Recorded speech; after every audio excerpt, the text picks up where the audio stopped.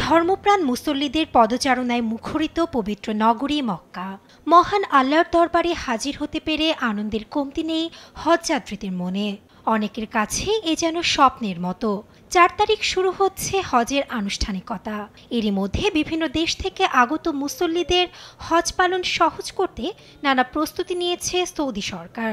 তীব্র গরম থেকে বাঁচাতে নেওয়া হয়েছে কার্যকর ব্যবস্থা। রাস্তাঘাট শীতল রাখা থেকে শুরু করে প্রস্তুত রাখা হয়েছে জরুরি চিকিৎসা পরিষেবাও। জোরদার করা হয়েছে নিরাপত্তা ব্যবস্থা, ব্যবহার করা হয়েছে এআই প্রযুক্তি। সৌদি সরকারের দেয়া তথ্য বলছে, এবছর হজ পালন করবেন বিশ্বের বিভিন্ন দেশের প্রায় 18 লাখ মুসল্লি, যে তালিকায় আছে বাংলাদেশের 87,100 হজযাত্রী। জিলহজ মাসের 8 তারিখ শুরু হবে পবিত্র হজের আনুষ্ঠানিকতা। এর আগের দিনই হজের নিয়তে ইহরাম বেঁধে মিনার উদ্দেশ্যে রওনা হবেন মুসল্লিরা। জোহরের নামাজের আগেই মিনায় পৌঁছাবেন তারা। বুধবার মিনায় রাত্রিযাপন শেষে পরদিন আরাফার উদ্দেশ্যে রওনা হবেন মুসল্লিরা।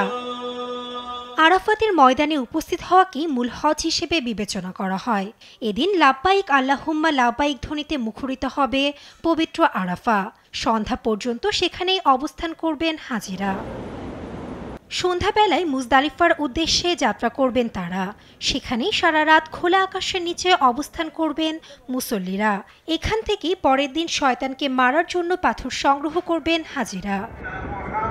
10 জিলহজ অর্থাৎ 6 তারিখ ঈদুল আজহার দিন আবার মিনায় ফিরে এসে জামাতে 7টি পাথর নিক্ষেপ করে কুরবানি দিয়ে মাথা মুন্ডন করবেন পুরুষরা।